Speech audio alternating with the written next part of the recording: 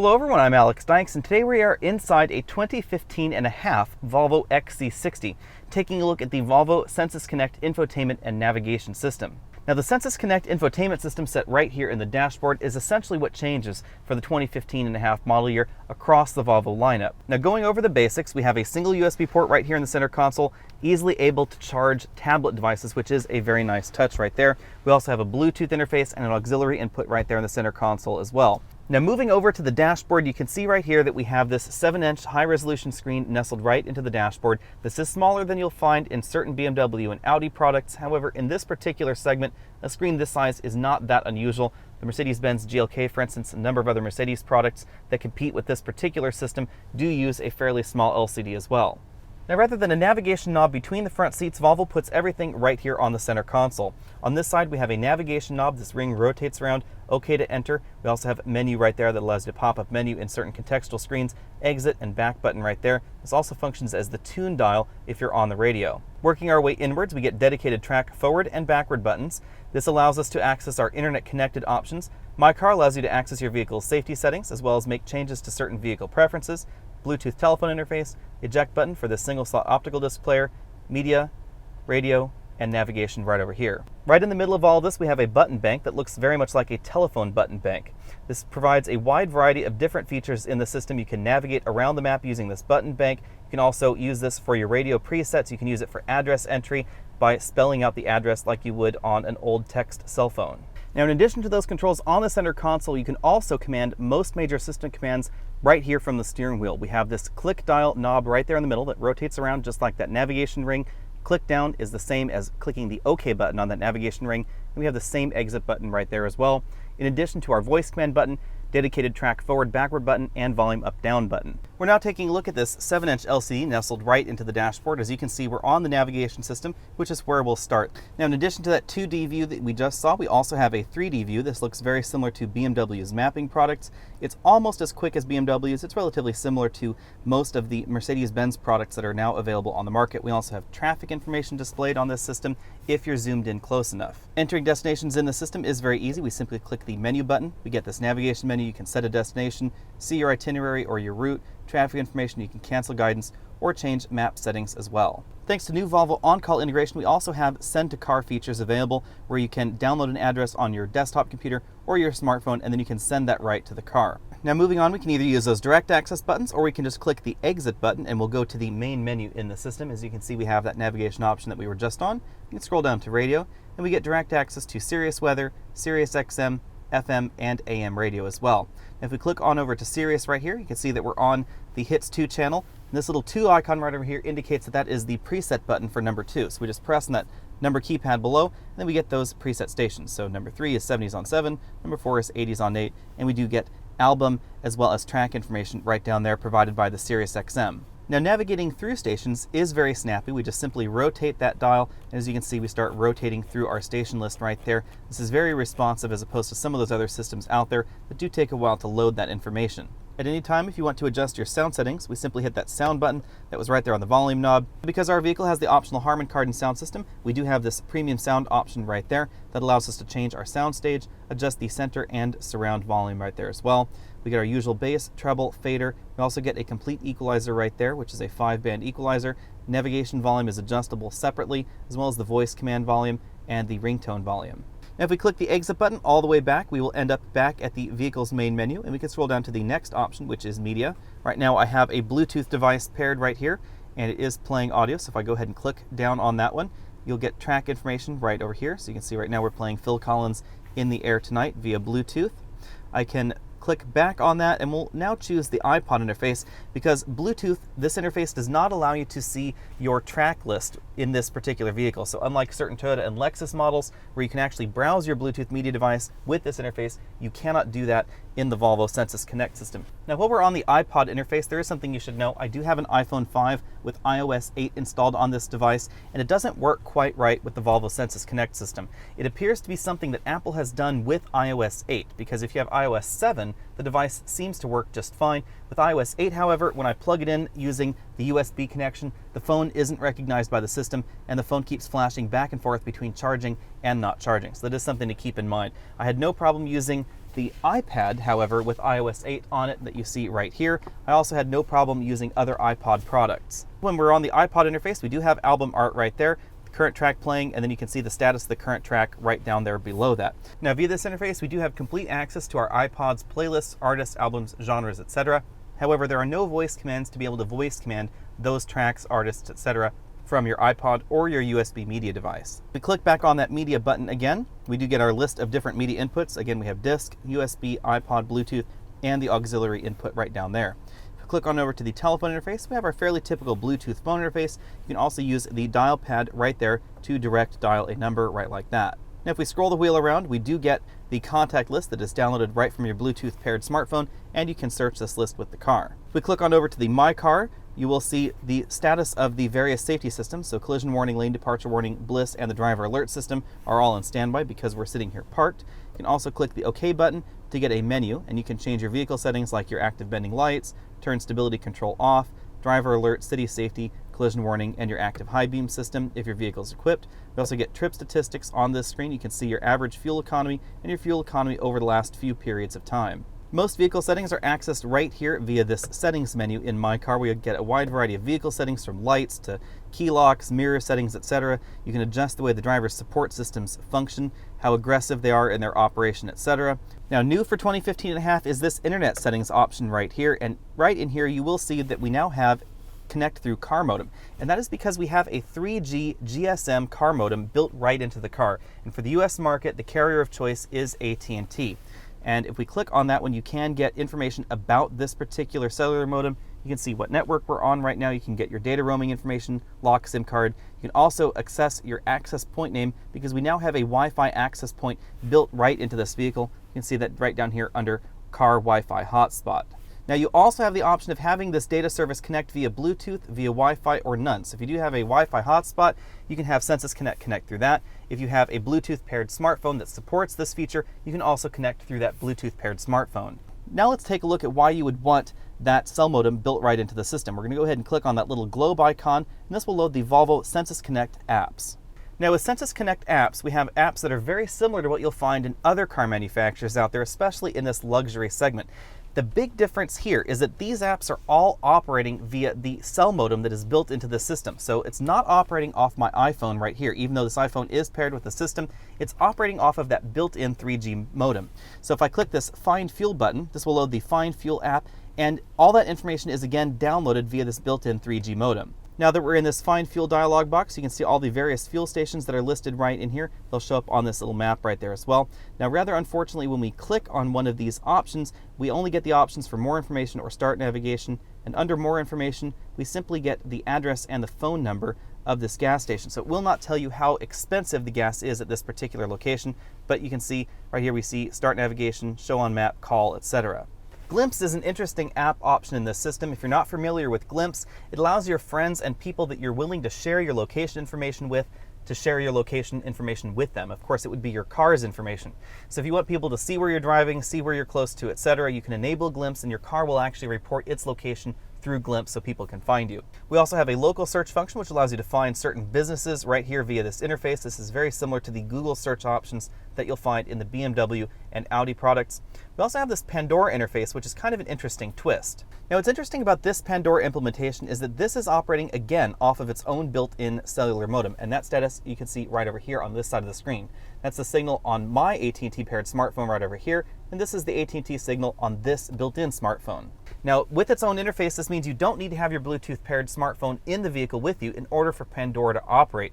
We also have a better cellular antenna in this vehicle than you'll find in your average smartphone, which means you'll have better reception in certain fringe areas.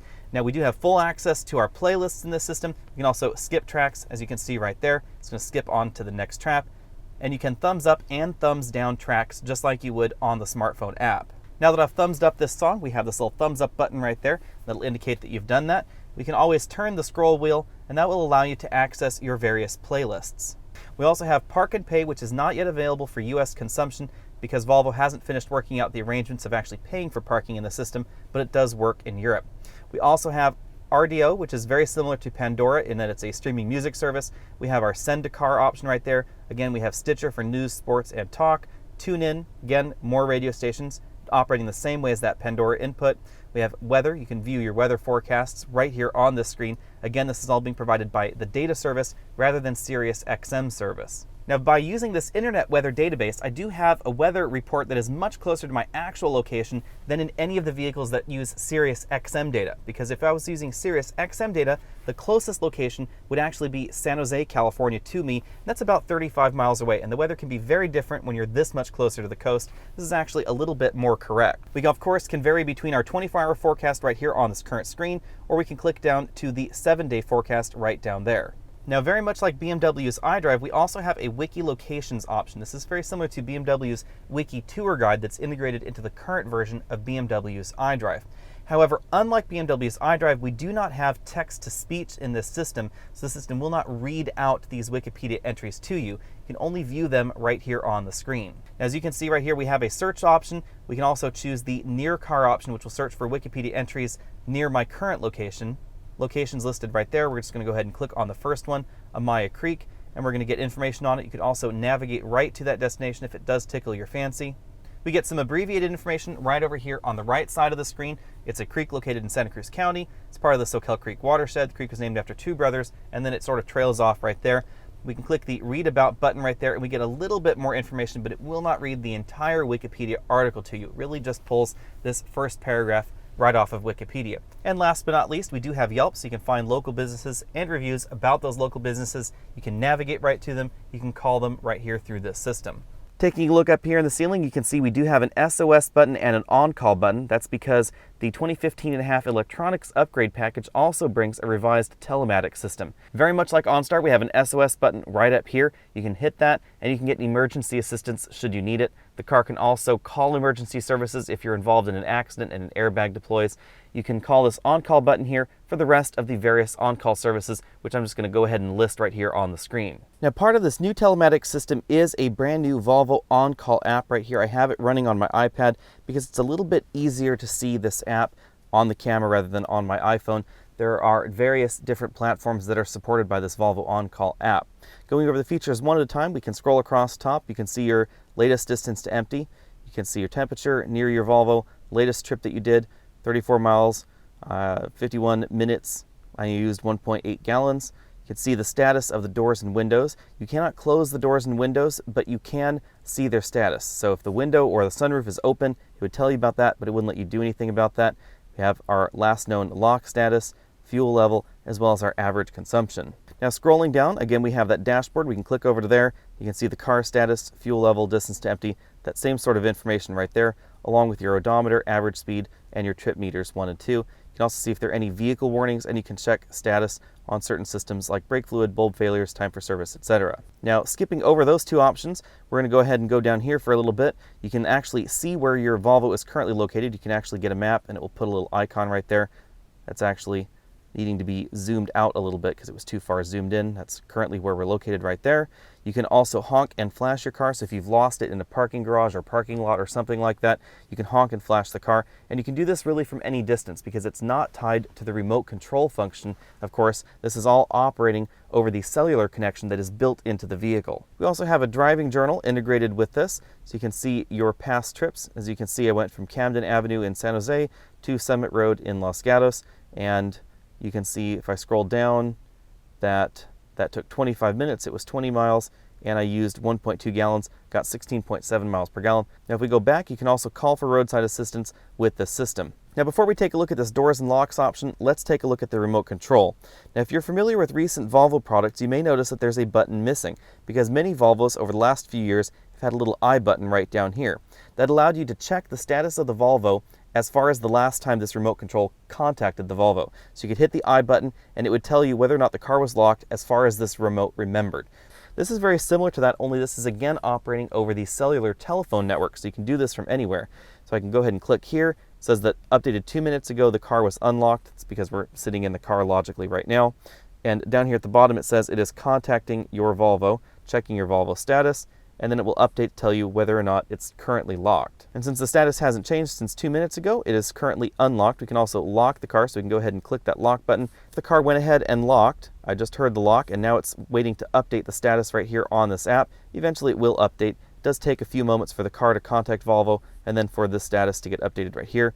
You can also click over to doors and you can see whether the doors, tailgate, sunroof, etc. are open or closed on the car. So if we click back on over to the lock, the system is probably updated, and yep, it has updated, and it shows the status as currently locked. Now, one nice feature about this, if you frequently tend to leave your car unlocked, is that you can actually have it automatically send you a push notification to your phone or your iPad or whatever device you're using if the car remains unlocked for over a certain period of time. We just go over here to the gear icon, and then we click General, and then we click Notifications. And here's where we can choose what we want to be notified about. We can choose to be notified whether the alarm's gone off, if the car is unlocked for more than 30 minutes, if the remote start has been interrupted, and whether or not the car has been able to remote start. Now that takes us right on to remote start. Obviously right over here we do have the remote start option.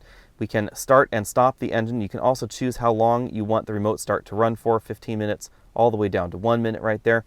Of course, I can't test that right now because the key is in the car, but it does work as you would expect. Pretty much the same as a remote start on a remote control, only you can do this from anywhere. Now this Volvo On Call app brings Census to the next level because there really aren't very many onboard navigation and infotainment systems that also have this kind of linked telematics system to them. Of course, many EVs out there offer the same kind of functionality, but in regular gasoline vehicles there aren't too many. Now General Motors does offer the same kind of functionality with their General Motors OnStar app, and you'd find that in all the current Cadillac models. When it comes to comparisons, I place this Volvo Sensus Connect system second in this category. This is behind BMW's iDrive for me. BMW's iDrive is very fully featured. It's also very easy to use. It's very intuitive in its latest version, and it's also very, very feature-rich. Now, of course, we don't have built-in cell modem functionality in BMW iDrive like we do get in this Volvo Sensus system. So that means you do have to have your paired Bluetooth smartphone right here like this with the system in order to enable those data services. Now the flip side of that on the BMW iDrive side is that we do have a system that is a little bit more mature than this. It's been in the market a little bit longer, and that really shows in the level of polish as well as the level of responsiveness that we see in that particular system. Now compared to Audi's MMI system, I found this system easier to use. It's also more fully featured. We don't have the same kind of screen resolutions going on or the same kind of screen dimensions going on that we do in Audi's MMI, but I found the functionality of the system a little bit superior. I also like the fact that you don't have to take your hands off the steering wheel in order to navigate, because you can do almost everything with this scroll wheel and enter button right over here on the steering wheel that you can on the center console. Now when you're comparing this to Mercedes, it depends on which command system you're talking about. Versus the older command system in products like the Mercedes-Benz E-Class, the GLK, etc., this is definitely ahead of that in both feature functionality as well as ease of use. If you're talking about the current generation of Mercedes command, it's a little bit below this one. I actually find this particular system a little bit easier to deal with. It's also a little bit more intuitive, and the apps are definitely snappier with these online connected apps than the current generation of Mercedes command. So overall, I do put Volvo Sensus Connect my number 2 in this particular segment. If online connected infotainment systems are your thing, definitely check this out. Check out BMW's iDrive. I would put Cadillac's Q number 3 in this segment now because it is very easy to use, but it's definitely not as fully featured as this system. Thanks for taking the time to check out this video. If you want to see the full review on the 2015.5 Volvo XC70 T6 all-wheel drive, then that review will also be on my channel. Go ahead and click that subscribe banner right down there at the bottom of your screen, and you'll see that one on over my channel as well. You can also find me over at facebook.com/AlexNautos, over at Twitter as AlexNautos, and I'll see you next week.